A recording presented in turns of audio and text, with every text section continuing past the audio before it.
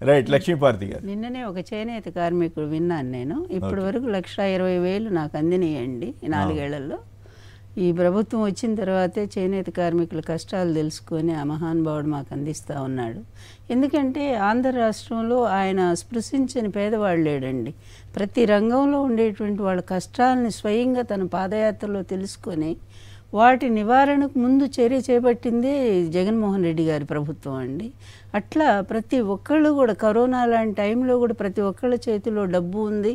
ఆ టైంలో కూడా GST కట్టాము అంటేనే మనం అర్థం చేసుకోవాలి, అదే నిజమైన సంక్షేమం, అభివృద్ధి కూడానండి. సామాన్యుడి చేతిలో ఎప్పుడు డబ్బు ఉంటుందో అప్పుడే నిజమైనడు. ఇక ఈ పిచ్చి రాతలు మనం భరించలేని పరిస్థితికి వచ్చేసింది. ఎంత పైత్యం ప్రకోపించిందంటారే. అది మనకి నీతి శాస్త్రంలో ఒక మాట చెప్తారండి, ఇదేంది, స్వేద మామజ్వర ప్రాజ్ఞ కోంభస పరిషించతి. స్వేద మామజ్వర ప్రాజ్ఞ కోంభస పరిషించతి అంటే ఎట్లా అంటే జ్వరము ఆమ అనేటువంటి ఒక జ్వరం వస్తే అది స్వేదం చేతనే, అంటే చెమట చేత తగ్గాలి తప్ప చన్నీళ్లు పోస్తే తగ్గదు. అది చన్నీళ్లు పోస్తే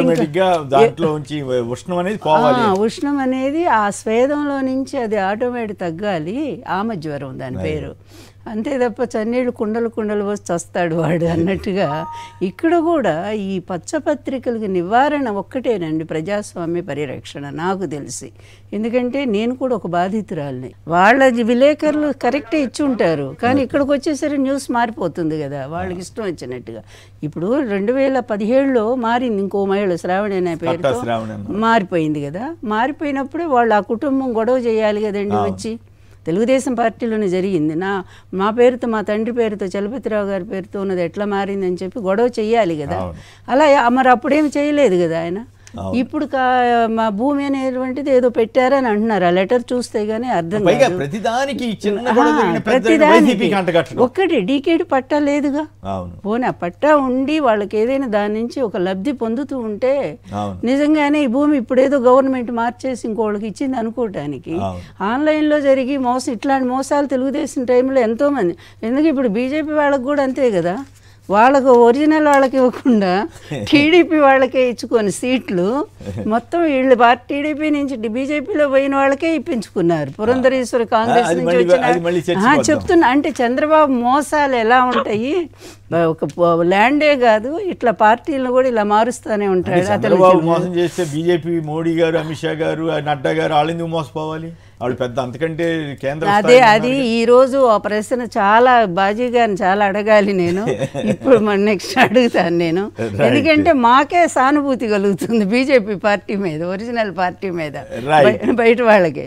అందువల్ల ఈరోజు ఏంటంటే అక్కడ దీన్ని శవ రాజకీయాలు, ఇది మనందరికీ తెలిసిందే కదా.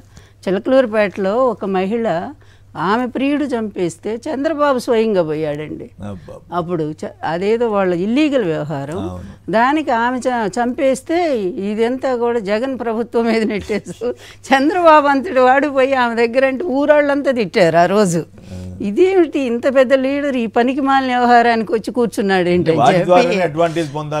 అంటే శవరాజకీయం అనే చంద్రబాబు తనన్నా చంపిస్తాడు, లేకపోతే ఎవరన్నా చనిపోతే శవాలన్నా వాడుకుంటాడు. మొదటి నుంచి కూడా దానికి ఒత్తాస పలకటానికి ఈ పచ్చ మీడియా మొదటి నుంచి ఉండనే ఉంది కదండి. ఎన్టీఆర్ మరణం ఎట్లా జరిగిందనేది ప్రపంచం అంతా తెలుసు. వీళ్ళు చేసిన దుర్మార్గాలకు, వీళ్ళ ఘాతుకాలకు, వీళ్ళ వెన్నుపోటులకి ఆయనకు తట్టుకోలేక అవమానాలకి చెప్పులేస్తే ఏ పెద్ద నేత నువ్వు భరించగలండి. ఆయన చనిపోతే దాన్ని కూడా అధికార మార్పిడి అంతే తప్ప అసలు దీనివల్ల చనిపోలేదంటానికి మసిబూసి మారేడుకాయ నా మీద కూడా పేరెందుకు కానీ ఇప్పుడు ఆయన కూడా లేడు. ఆయన విచారణ చేయబోతున్నారు, విచారణ చేయబోతున్నారు, మంచిదే కదా అన్న చేస్తామని కూడా అన్నారు. కానీ ఎందుకు నేను దగ్గుబాటి వెంకటేశ్వర వర్కింగ్ ప్రెసిడెంట్ ఎన్టీఆర్ టీడీపీకి ఉన్నారు కదా, ఇద్దరు డిమాండ్ చేశాం కదా మా మీటింగ్ లో.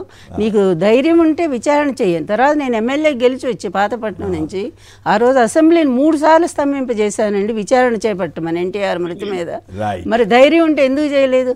నేను తప్పు చేస్తే నన్ను అసలు ఎందుకు అరెస్ట్ చేయలేదండి? ఏ ఒక్క తప్పని నిరూపించగలిగారా ఇన్నేళ్లలో కూడా? ఇంత దుర్మార్గుడు, నా అదే బాధ అండి, ఇంత ప్రజాస్వామ్య వ్యతిరేకిని ఈరోజు మోడీ గారు ఏ విధంగా ఇతను చేర్చుకుంటున్నారనేది మాకు ఎవరికి అర్థం కావట్లేదండి. ఎందుకు, ఏ ప్రయోజనం ఆశించి? ఆయనంతటా ఆయన ఒక ఇమేజ్ ఉన్న వ్యక్తి, అలాంటి అవినీతి పరుడు. ఈరోజు సీఎం రమేష్కి సీట్ ఇచ్చారండి. సీఎం రమేష్ నిన్ననే కేసు ఫైల్ అయింది. వేణు, సినిమా యాక్టర్ వేణు, భాస్కర్రావు, కావూరు భాస్కర్రావు గారు ఇద్దరు కూడా 450 కోట్లు ఫ్రాడ్ చేశాడు ఫోర్జరీ సంతకాలతో అని. అట్లాంటి వాడికి సీట్ అనౌన్స్ చేస్తారండి? కనీసం నైతిక విలువలండి. ఇక బీజేపీకి నైతిక విలువలు ఉన్నాయనేగా చెప్పుకుంటున్నారు. ఆసక్తి బీజేపీ మీద ఉంది. బాధ కలుగుతా ఉంది. ఎందుకు ఇంత అనైతిక